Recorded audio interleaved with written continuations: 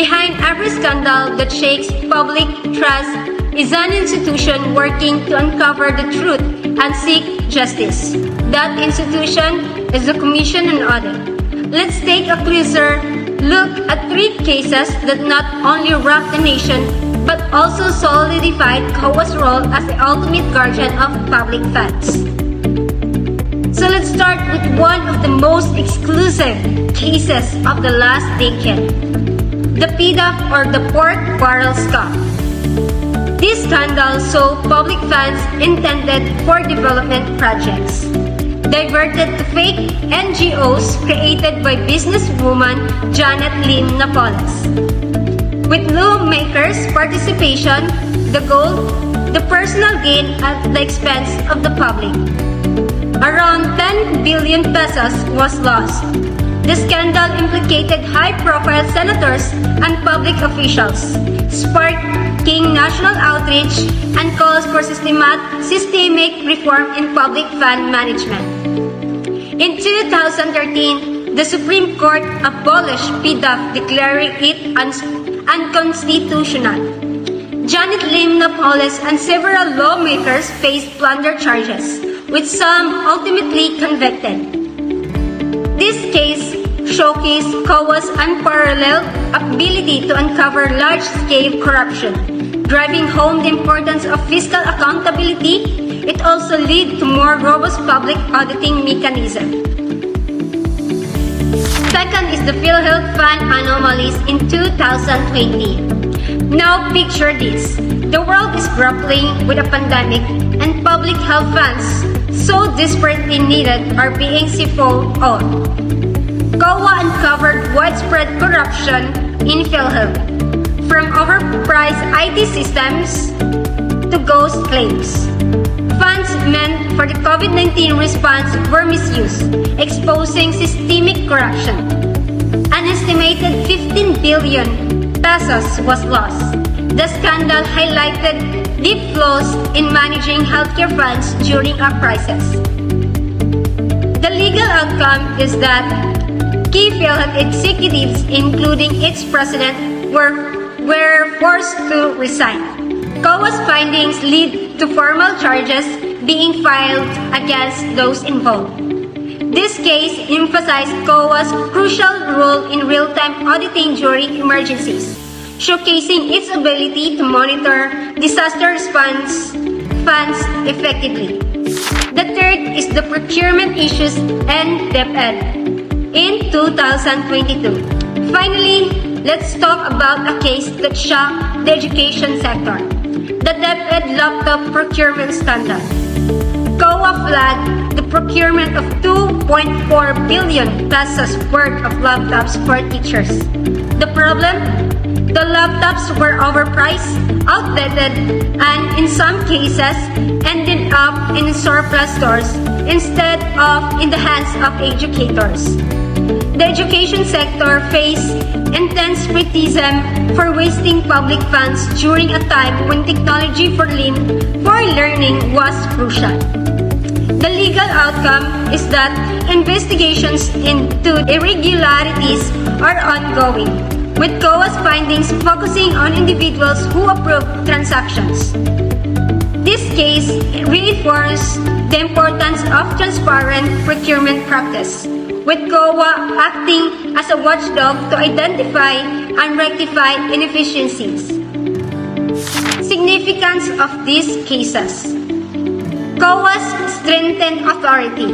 These cases prove COA's ability to hold powerful entities accountable. Its findings have fueled both legal proceedings and public debates. The second is legal precedents. The abolition of PDAF show the need for lawfulness and transparency in discretionary funds. The PhilHealth anomalies highlighted COA's mandate to monitor emergency funds. DepEd's procurement scandal underscored the importance of complying with procurement law and guidelines. Improved governance. COA's efforts have driven reforms in fund management. procurement process, and anti-corruption measures, setting the stage for better governance. In conclusion, from the streets to the courtrooms, COA's work reverberates across the country. These cases remind us that accountability isn't just a concept, it's a practice. And with COA leading the charge, no misuse of public funds will stay hidden for long. Interagency collaboration. What happens when fighting corruption requires teamwork? That's where the Commission on Audit, COA, steps in, working hand in hand with the Ombudsman and Sandiganbayan. Together, they form a powerful alliance against misuse of public funds and push for accountability in government. Examples of COA working with the Ombudsman or Sandiganbayan. COA and the Office of the Ombudsman speed up scam investigation. COA's audits uncover the infamous misuse of the Priority Development Assistance Fund, PDAP, revealing collusion between lawmakers and Janet Lim na police to divert funds through fake NGOs. Armed with COA's evidence, the Ombudsman filed plunder and grab charges, leading to successful prosecutions. PhilHealth corruption cases. COA flagged irregularities in PhilHealth, such as ghost claims and overpriced information technology systems. These findings became the foundation for legal proceedings initiated by the Ombudsman against implicated officials. COA and the Sandiganbayan. Plunder cases in the Sandiganbayan. COA's audit reports serve as key evidence in graft and plunder cases tried before the Sandiganbayan, the anti-corruption court. For example, COA's findings were central to exposing corrupt procurement practices in government agencies.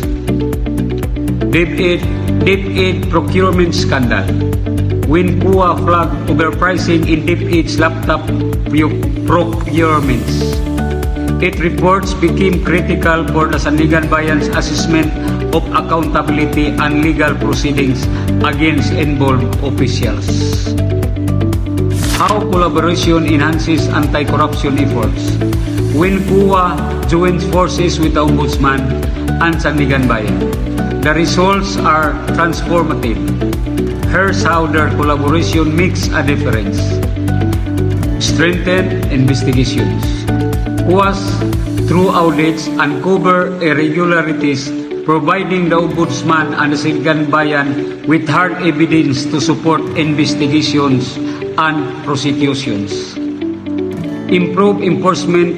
The Ombudsman and Sandiganbayan rely on COA's findings to file charges, suspend officials, or recommend corrective measures, ensuring accountability is enforced.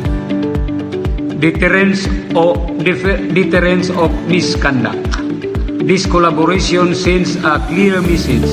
Misuse of public funds will not go unnoticed or unpunished, discouraging corruption at all levels. Public confidence. Joint efforts demonstrate a strong government commitment to accountability, rebuilding trust among citizens. Closing statement. COA, the Ombudsman, and Sandiganbayan together are more than the sum of their parts. They're a united front against corruption. By combining their expertise, they ensure that public funds are safeguarded and that accountability remains a cornerstone of governance. COA's achievements. So let's take a moment to appreciate how the Commission on Audit, or COA, has been a powerhouse in promoting transparency and accountability. Through its tireless efforts,